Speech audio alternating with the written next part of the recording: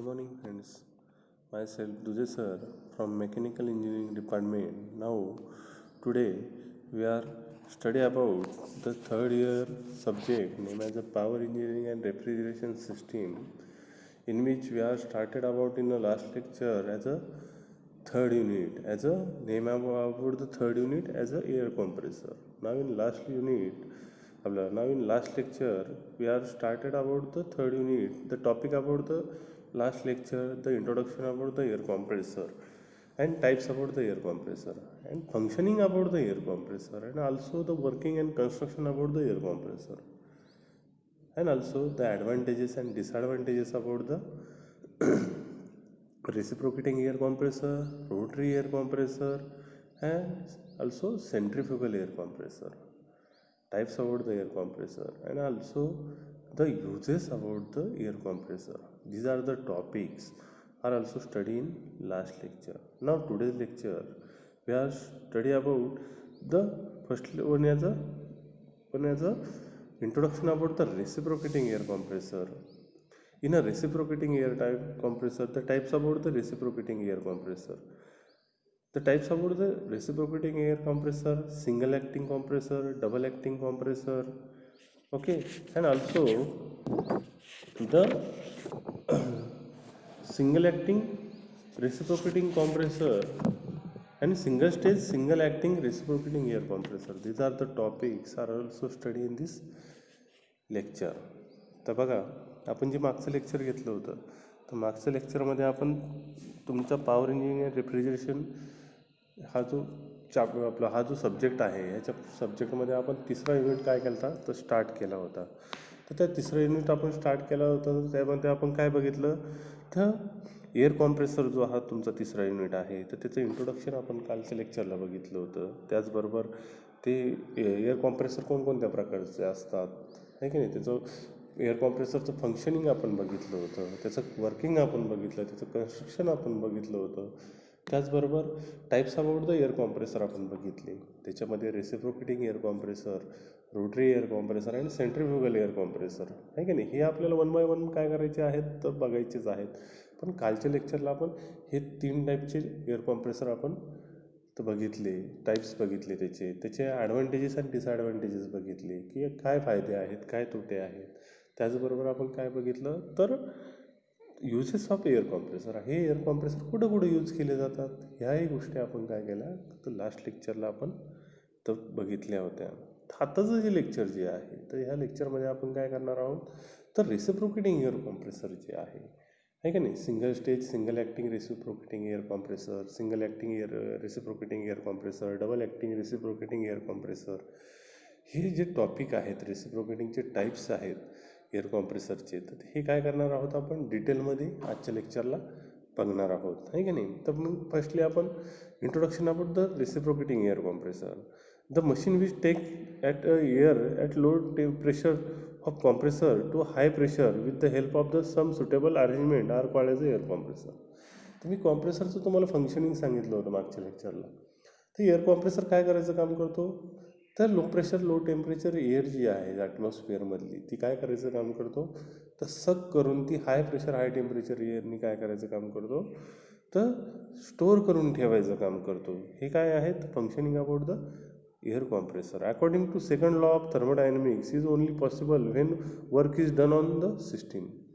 मग according to the second law of थर्मोडायनॅमिक्सनुसार तर पॉसिबल आहे ते काय तर work is done on the system. त्यानुसार आपण काय करू शकतो वर्क डन करू शकतो आहे की नाही, एखादं वर्क आपण काय करू शकतो जसं की मी तुम्हाला युजेस सांगितले त्याचे आहे की नाही.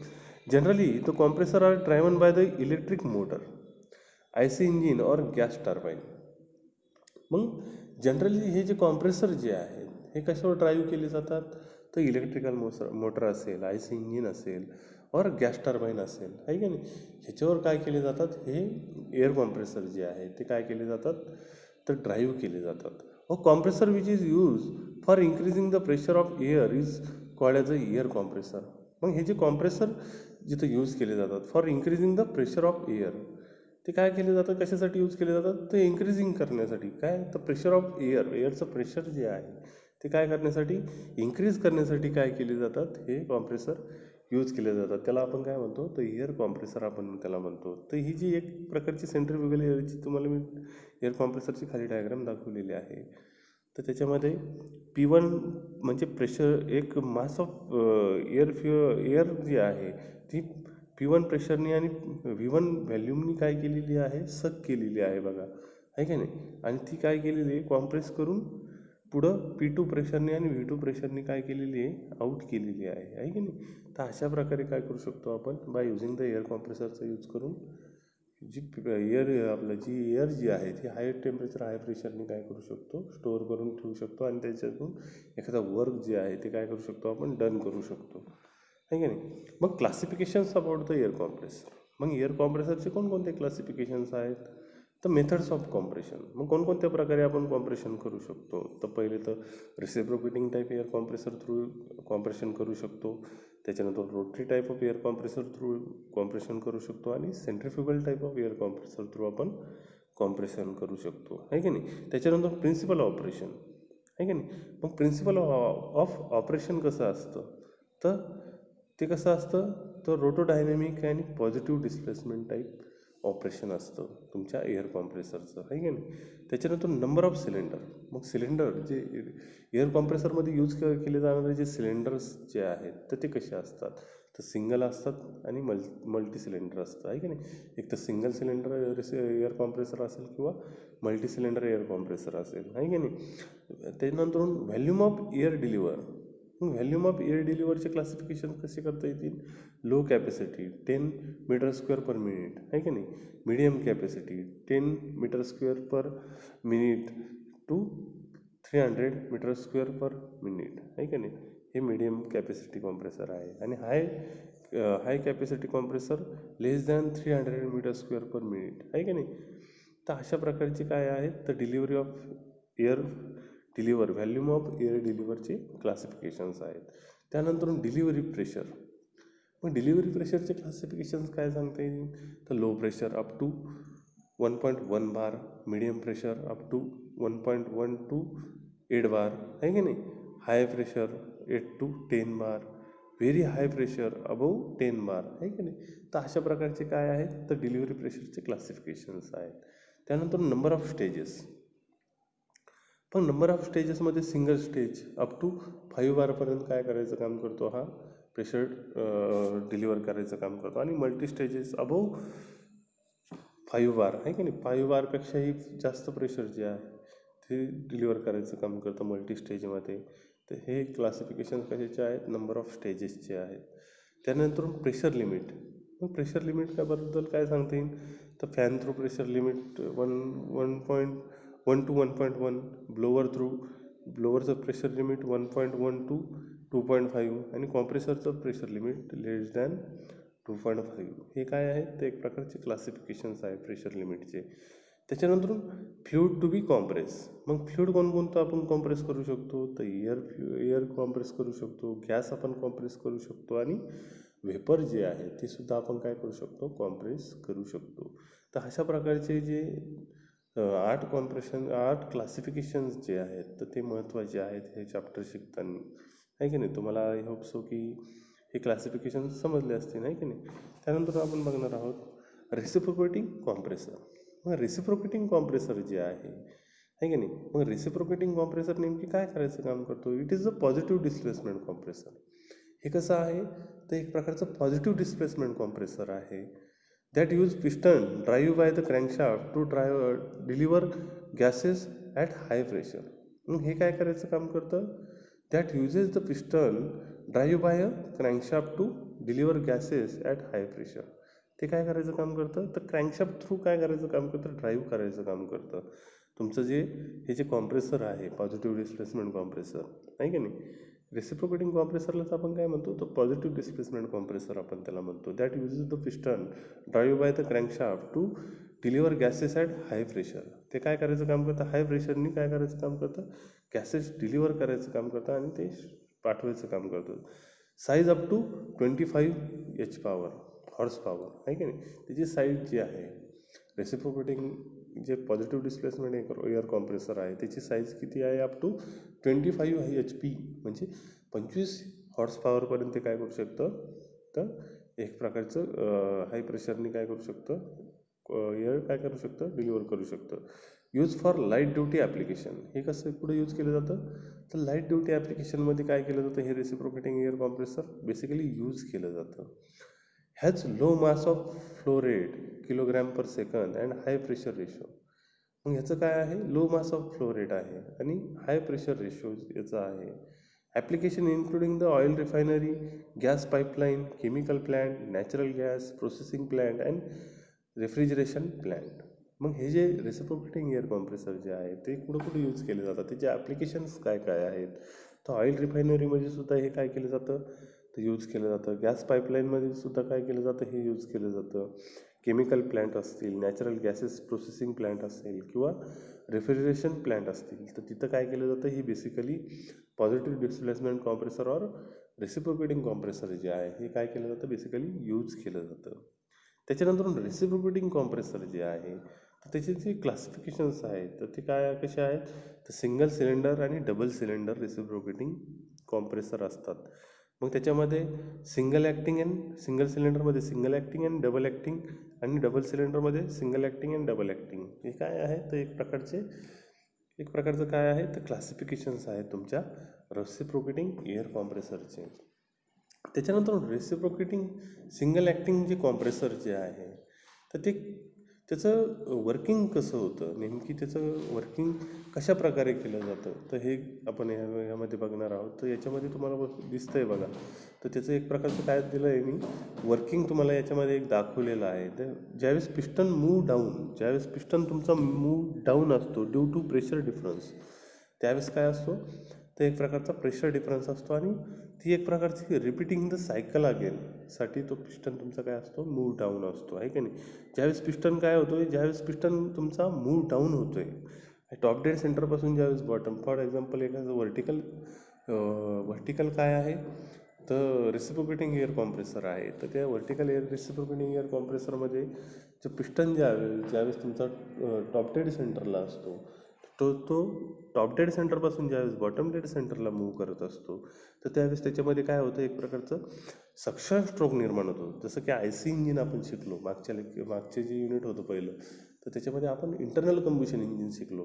तर त्या इंटरनल कंबशन इंजिनमध्ये आपण काय शिकलो, तर 4 प्रकारचे स्ट्रोक शिकलो. Suction stroke, compression stroke, expansion stroke आणि एक्झॉस्ट स्ट्रोक. तसंच हे जे IC इंजिनचंच एक प्रकारचं काय आहे, कॉम्प्रेसर आहे.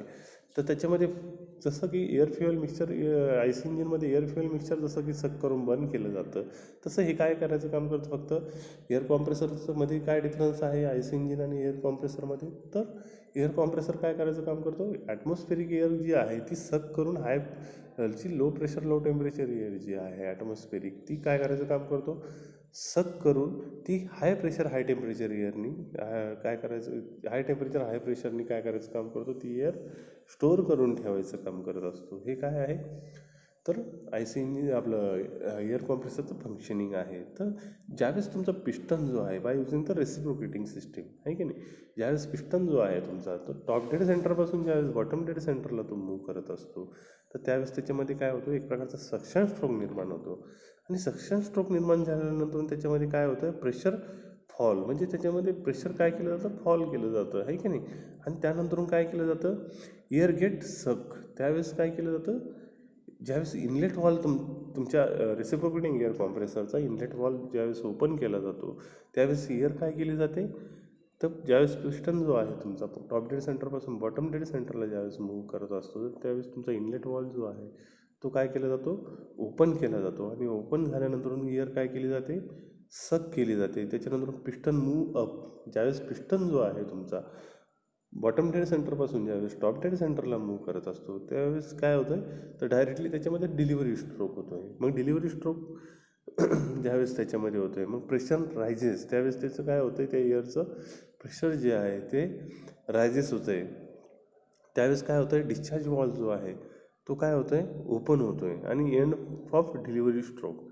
मग डिलिव्हरी स्ट्रोक एंड झाल्यानंतर एअर डिलिव्हर टू कंटेनर. आणि त्यावेळेस एअर काय केली जाते, ज्यावेळेस तुमचा डिलिव्हरी वॉल ओपन होतो आहे, तर त्यावेळेस काय केली जाते, एअर डिलिव्हर टू कंटेनर, आहे की नाही. तुमची एअर जी आहे ती कंटेनरमध्ये काय केली जाते, डिलिव्हर केली जाते. ज्यावेळेस तुमचा पिस्टन जो आहे तो बॉटम डेड सेंटरपासून ज्यावेळेस टॉप डेड सेंटरला मूव्ह करत असतो त्यावेळेस तुमचा इनलेट वॉल काय होतो, क्लोज होतोय आणि फक्त त्याच्यामध्ये काय होतंय, पिस्टन मूव्ह अप आणि प्रेशर रायझेस. त्यावेळेस प्रेशर त्याच्यामध्ये राईज होतं.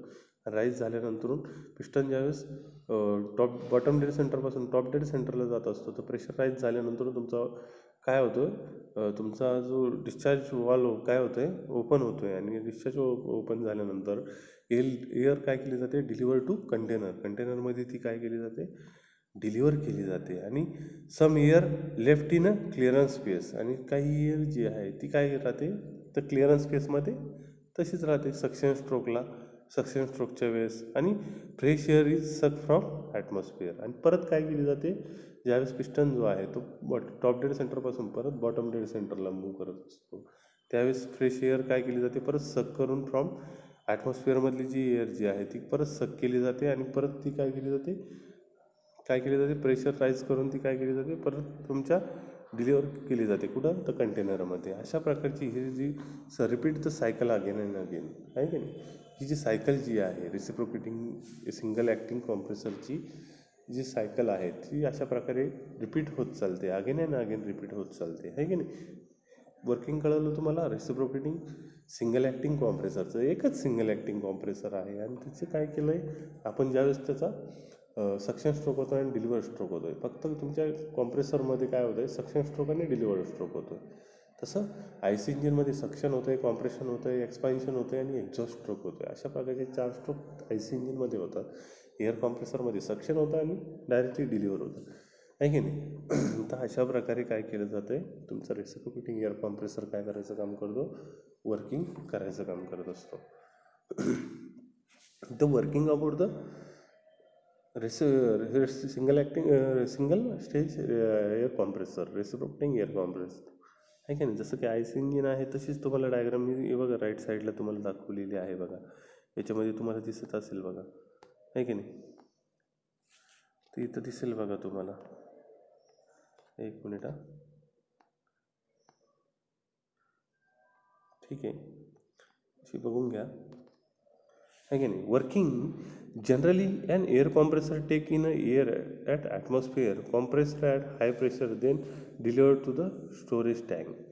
मग हा जो कॉम्प्रेसर जो आहे रेसिप्रोकेटिंग एअर कॉम्प्रेसर जो आहे हा काय करायचं काम करतो, जनरली ती air is compressor, air compress take to air to atmosphere. म्हणजे हा कॉम्प्रेसर काय करायचं काम करतो, जी एअर जी आहे तुमच्या ॲटमॉस्फिअरमधली low pressure low temperature air ती काय करायचं काम करतो, सक करून ती हाय प्रेशर हाय टेम्परेचरनी काय करायचं काम करतो, डिलिव्हर करायचं काम करतो तुमच्या स्टोरेज टँकमध्ये.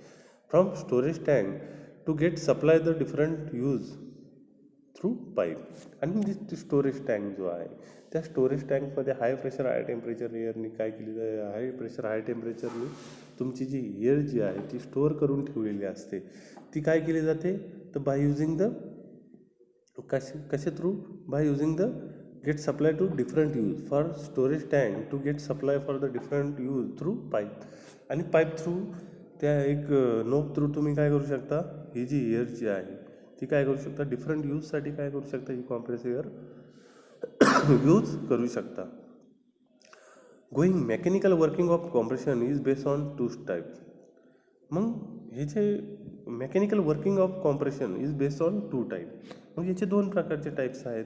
कोणकोणते आहे, कॉम्प्रेशन विदाउट क्लिअरन्स आणि कॉम्प्रेशन विथ क्लिअरन्स आहे की नाही.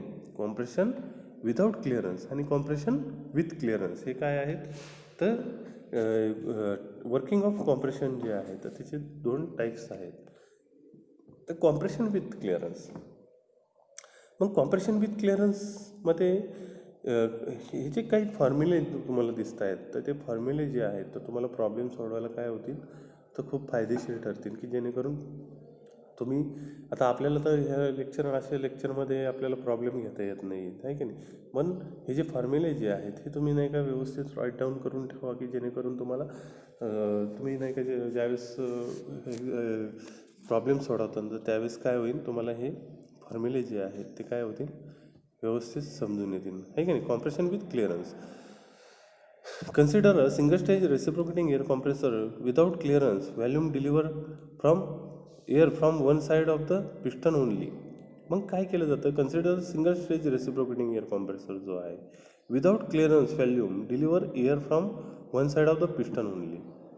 तो काय करायचं काम करतो, वन साईडनी काय करायचं काम करतो, एक प्रकारचं विदाउट क्लिअरन्स व्हॅल्यूम डिलिव्हर, म्हणजे क्लिअरन्स व्हॅल्यूम जी आहे ती काय होत नाही याच्यामध्ये, without clearance volume deliver to air from one side of the piston only. Let P1 is equal to initial pressure of air. याच्यामध्ये तुम्हाला ही जी डायग्राम दिसते बाजूला, त्याच्यामध्ये तुम्हाला जी आयसोथर्मल प्रेशर व्हॅल्यूम डायग्राम जी आहे तर त्याच्यामध्ये तुम्हाला दिसतंय बघा, P1 इज इक्वल टू काय आहे, इनिशियल प्रेशर ऑफ एअर. त्याच्यानंतर V1 is equal to initial volume of air, आणि V1 काय आहे ते इनिशियल व्हॅल्यूम ऑफ एअर. त्याच्यानंतर T1 जो आहे तो काय आहे, इनिशियल टेम्परेचर ऑफ एअर. तो काय आहे, इनिशियल टेम्परेचर आहे एअरचा. आणि P2 V2 आणि T2 काय आहे, corresponding volume of the final air. बोलवलं आहे का मला, बरं बरं, काय म्हणे, नाही ना परत घ्यावं लागेल मग ते, नाही ना सेव्ह होऊन जातं डायरेक्ट.